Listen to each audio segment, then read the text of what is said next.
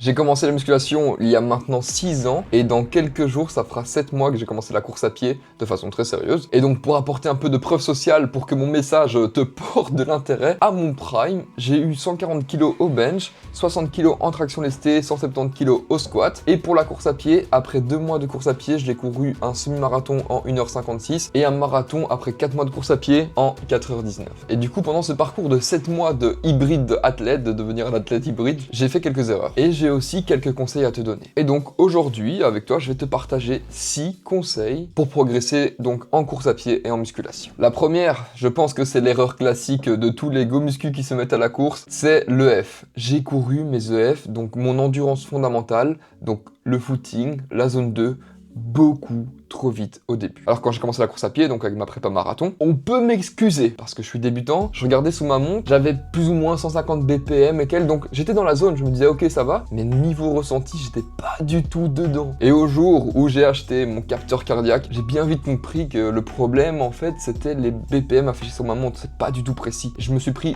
jusqu'à plus 10 à plus 20 BPM et qui sont donc plus corrélés à mon ressenti. Les 4 premiers mois où je faisais EF, où j'écrivais sur Strava, ouais EF, tu pouvais aller voir mes BPM et voir que j'avais une moyenne de 165 BPM avec des pics jusqu'à 170, 180 BPM, donc pas du tout de l'EF. Parce que là, je sentais que c'était assez dur. Et donc ce qui a dérivé de ça, c'est une fatigue énorme au niveau physiologique. Et ça, je peux le ressentir maintenant depuis ces 3 derniers mois, donc où je fais vraiment de l'EF à 140, 150 BPM max, où j'ai accepté de mettre mon ego de côté et de poster sur Strava des EF qui peuvent aller jusqu'à du 8 d'allure au kilomètre.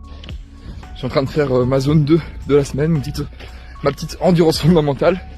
Et la course à pied, ça force à être humble parce que je dois ralentir tout le temps parce que je veux être dans la bonne zone, je veux travailler ce que j'ai envie de travailler, j'ai pas envie de gonfler mon ego et tout. Bah pour ça il faut ralentir, pour être dans la bonne plage. Là je suis à 149 BPM et j'ai envie d'accélérer, j'ai envie de passer à du 6 d'allure.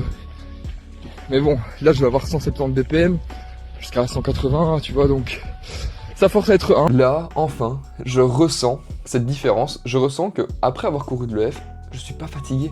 C'est comme si j'avais presque pas fait de sport. C'est pas comme si j'avais pas fait de sport, mais c'est comme si j'avais presque pas fait de sport. Et je sens que ça me donne de l'énergie en fait. Aller courir de l'EF, ça me prend pas de l'énergie comme avant, ça me redonne de l'énergie. Mais ce que je sens surtout, c'est que j'ai une meilleure récup, j'ai moins de fatigue nerveuse, et je commence enfin à comprendre c'est quoi de l'EF. Le deuxième conseil que j'ai à te donner, c'est de privilégier les mouvements polyarticulaires. C'est-à-dire les mouvements qui demandent de mettre plusieurs articulations, épaules, coudes ou autres. Dans les gros exercices polyarticulaires qu'on a, on a le développé couché, les tractions, le développé militaire, le squat, le tirage horizontal. Quand on commence aux entraînements hybrides, on ajoute déjà énormément de volume sur notre corps avec la course à pied. Et le problème, c'est que le but, c'est pas d'avoir la semaine parfaite de l'entraînement hybride, mais c'est surtout d'être là sur le long terme. Et on récupère pas infiniment si on commence à faire 25 000 exercices lors d'une séance. Et donc, selon moi, chaque exercice doit avoir un gros retour sur investissement. Personnellement, je préfère faire des tractions, faire du développé couché, du développé militaire,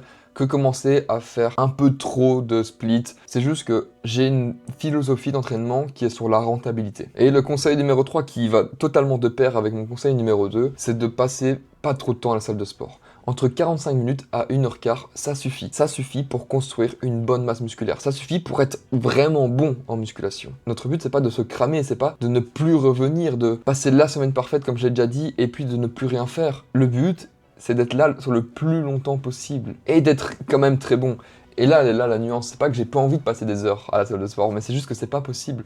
Avec la vie actuelle, on doit se concentrer sur d'autres choses. Et donc passer 2 à 3 heures, plus encore faire de la course à pied sur le côté, c'est un peu illusoire. Si tu as la chance de pouvoir le faire, fais-le, fais attention à ne pas te cramer parce que ça fatigue tellement nerveusement et tu as besoin de ton système nerveux pour pouvoir continuer à courir sur le long terme, pour pouvoir continuer à t'entraîner fort. Donc voilà, donc je préconise de passer entre 45 minutes à 1h15 grand maximum. Mon 4e conseil sera pour les gens comme moi.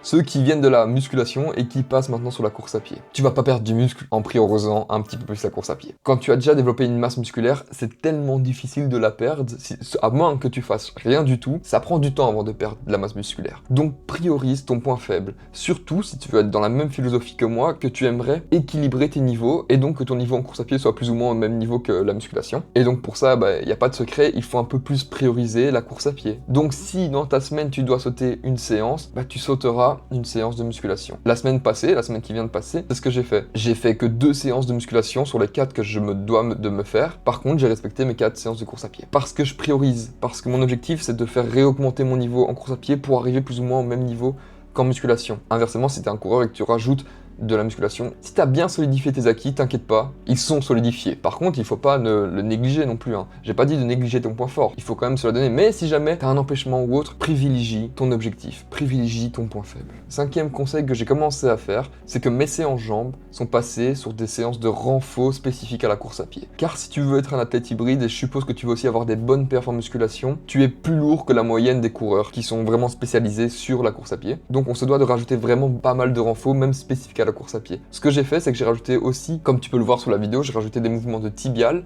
Je fais de plus en plus aussi de mouvements unilatéral. Donc aujourd'hui, je cherche plus à détruire mes jambes, bien heureusement, parce que j'aime pas du tout ça, les séances jambes. Même si, oui, je suis passé comme tous les go muscu à 2 heures de séance jambes, où tu savais plus marcher pendant 2-3 jours. Le problème, c'est que là, je peux pas faire ça, parce que dans les 2-3 jours qui suivent, je devrais aller courir. C'est pour ça que mes séances jambes maintenant durent vraiment 45 minutes, où j'ai aussi rajouté beaucoup plus de renfort typiques à la course à pied, comme des élévations de pointe de pied, donc pour le tibial, des mouvements unilatéraux avec en déséquilibre et tout, parce que mon but c'est de préserver, c'est d'être très bon aussi en course à pied, et donc pour ça, il faut aussi accepter que je suis lourd, accepter que donc je dois faire du renfort spécifique, et aussi accepter que je peux pas me détruire les jambes à 100% parce que je dois aller courir le lendemain. Et puis mon 6e conseil, peut-être le plus important, j'ai la chance d'avoir eu 6 ans d'expérience en musculation pour l'apprendre, même si au final il n'est pas totalement appris, c'est avoir de la patience. Pourquoi je l'ai pas totalement appris? Parce que regarde, au début je courais mes EF beaucoup trop vite. Mais voilà, maintenant on se relance sur le droit chemin, mais il faut avoir de la patience. Quand j'ai commencé la musculation, un premier objectif c'était d'avoir 60 kg au développé couché. Quand je les ai eus, j'étais trop fier de moi,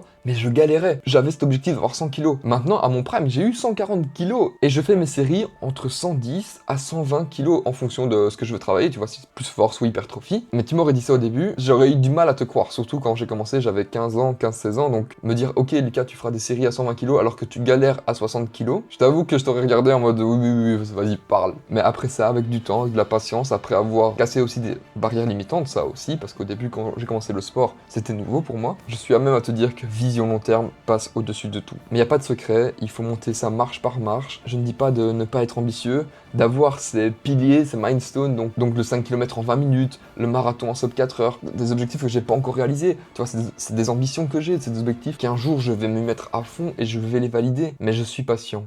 Je fais monter par marche par marche. Là, je répare mes erreurs du passé, où j'ai couru 0 fois en EF. Donc, il faut être patient, sinon les erreurs, tu vas devoir les payer, tu vas devoir les réparer. Et aussi, pour message de fin, c'est parce que c'est le plus important, ceux qui gagnent, c'est souvent ceux qui arrêtent pas. On peut être ambitieux, on peut avoir des objectifs, mais il faut monter pas par pas. Voici mes objectifs. Avoir sub 4 heures sur marathon, un jour ou l'autre, voire même sub 3 heures dans 5-10 ans. Avoir un bench à 150 kg, ce serait vraiment très cool. Avoir ma traction lestée vers 70 kg, là ce serait encore plus cool. Mais je sais qu'avant tout, c'est marche par marche et qu'il n'y a pas de shortcut, il n'y a pas de cut. Il faut juste faire les choses, aller progressivement et de tenir sur la durée.